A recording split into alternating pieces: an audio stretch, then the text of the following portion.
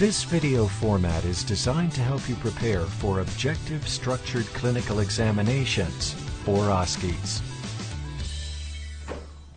You are going to observe and participate in a clinical encounter of a patient who comes to the office with a complaint of chest pain. As you observe the encounter, you will be asked to answer questions while the image on the screen freezes.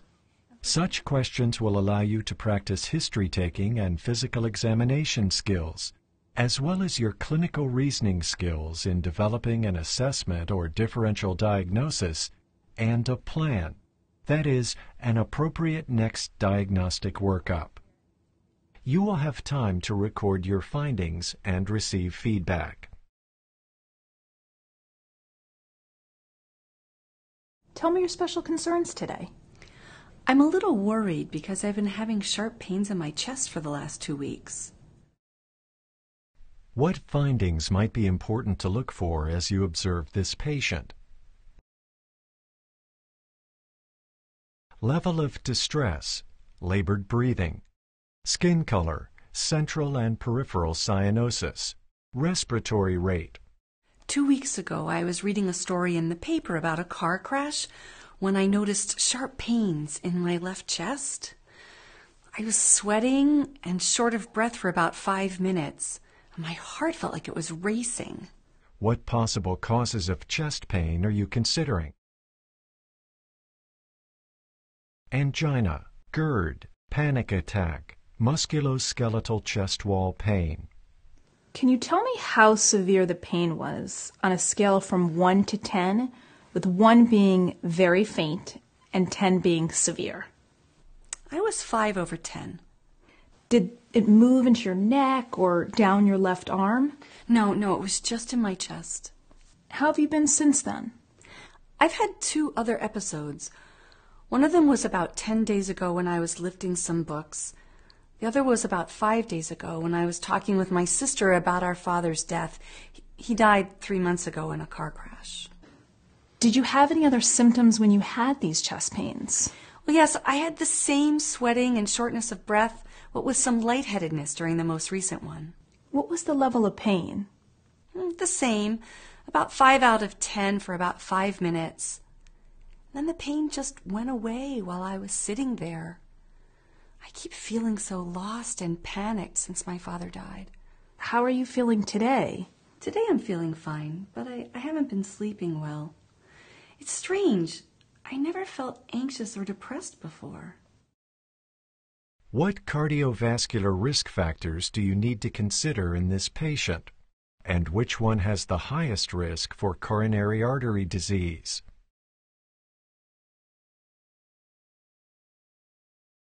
The risk factors are family history of coronary artery disease, hyperlipidemia, hypertension, smoking, diabetes. For women, preeclampsia and collagen vascular disease. Family history conveys highest risk. Do you have any problems with acid reflux, or have you done any heavy lifting or strenuous exercise? No, I've never had any stomach problems, and I don't really exercise much. Do you have a history of high blood pressure? I noticed today your blood pressure was 140 over 95. Yes, well, I did have high blood pressure during my 3 pregnancies. I think it was about 145 over 90, but the deliveries were fine. What about smoking? When I was in my 20s, I smoked about a pack a day for about 4 years. Do you drink any alcohol? I have 1 or 2 glasses of wine, maybe 3 nights a week, more recently to help me relax. Is there any heart disease in your family? Yes. My brother had bypass surgery when he was 48, and my mom died of a heart attack when she was 62. What about high cholesterol, or is there any diabetes in the family? No, I've never had trouble with my cholesterol, and we don't have diabetes in my family. You've given me a good picture of your symptoms, and I can see why you're concerned. Is there anything you think we may have missed? No, but I can't get away from these flashbacks about my father's accident. It's common to visualize scenes like a crash with a loved one. Let's do your physical examination, and then we can talk more. Okay.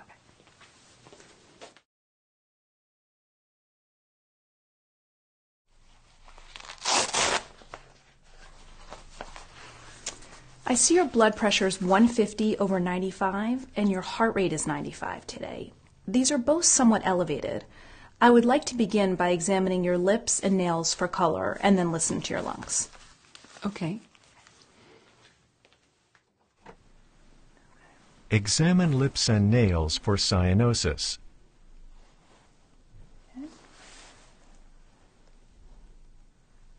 Okay, that's good. Percuss, then auscultate posterior lungs in ladder pattern. Okay, take a deep breath.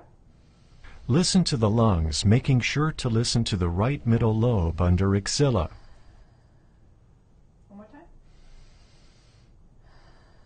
I'll be examining the vessels in your neck and then your heart. So please lie back with your feet straight out. Okay. Examine the neck first. Assess the jugular venous pressure. Find the highest point of oscillation in the internal jugular vein and measure the vertical distance from the sternal angle. Palpate carotid upstroke. The normal upstroke is brisk, smooth, and rapid, and follows S1 almost immediately. Large bounding upstrokes indicate aortic insufficiency.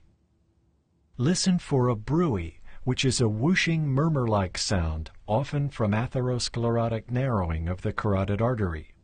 A bruit sounds like this. Okay, I'm going to check the tapping impulse point of your heart.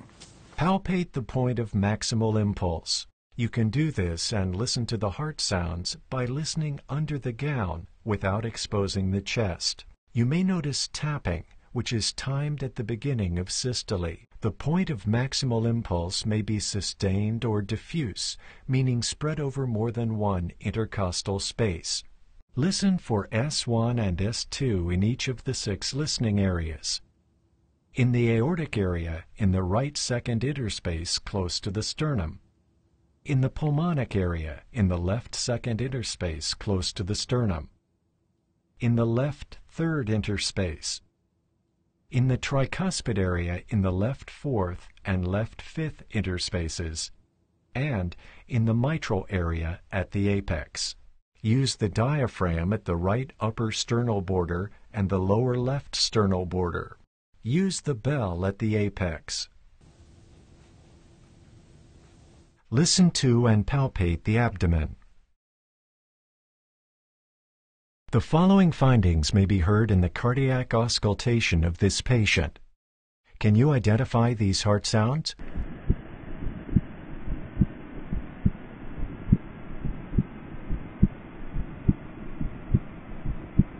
S4 is a low-pitched diastolic sound reflecting changes in ventricular compliance, best heard with the bell with the patient in a left lateral decubitus position. It may be present during ischemia or in the setting of hypertension. Identify these heart sounds.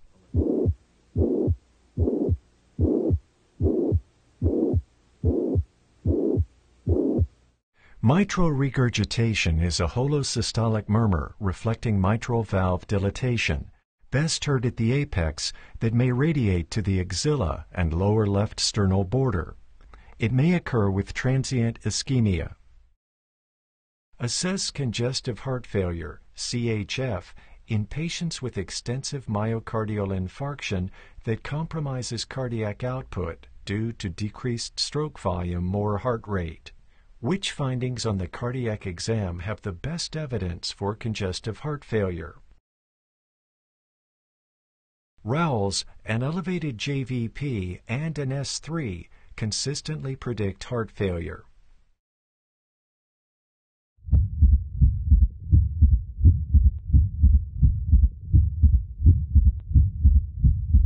S3 is a low-pitched diastolic sound reflecting changed ventricular compliance, best heard with the bell with the patient in a left lateral decubitus position. Palpate the ankles for edema. List your diagnostic considerations in order of importance and explain your rationale. Press pause and list your answers. Resume when you are ready to receive feedback. Angina. This woman has stress-induced non-exertional chest pain. Recent evidence shows that women present with more subtle symptoms of cardiovascular disease. She has cardiac risk factors of hypertension, past smoking, preeclampsia, and family history. Panic attack. She had stress-related symptoms and flashbacks to the recent death of her father in a car accident. She has suggestive anxiety, chest pain, and diaphoresis. GERD. Her alcohol intake has recently increased. She has some reflux symptoms, but her symptoms are not triggered by meals, and she does not report heartburn. Musculoskeletal chest wall pain. There is no history of chest pain triggered by movement of the upper torso or related exercise, and no notation of chest wall tenderness. Dissecting aortic aneurysm. There is no asymmetry of blood pressure noted and no history of pain shooting into the neck, up the side of the head, or into the back.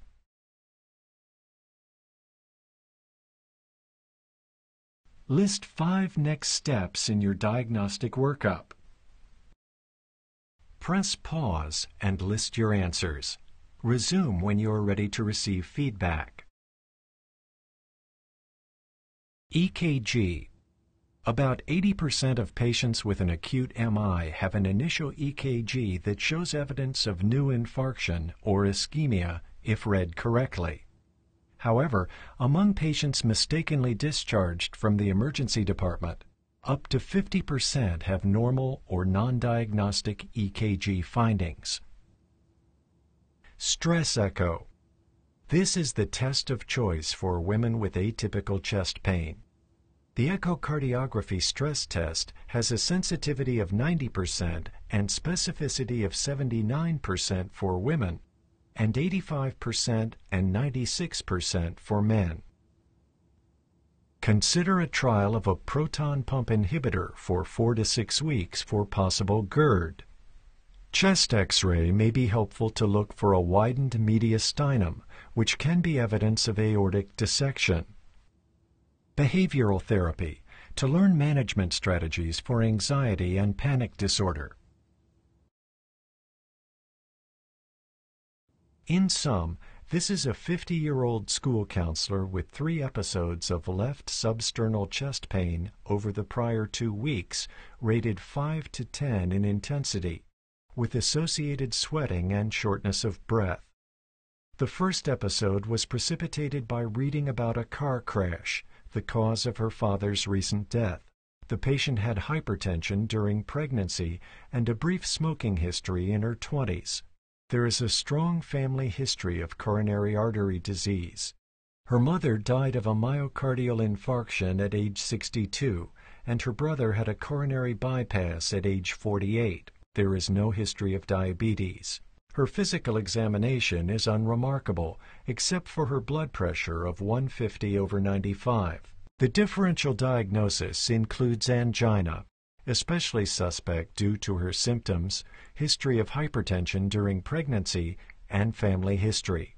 It also includes panic attack, GERD, musculoskeletal chest pain, and dissecting aortic aneurysm. The diagnostic workup includes an EKG, stress echo, trial of a PPI, chest X-ray, and behavioral therapy.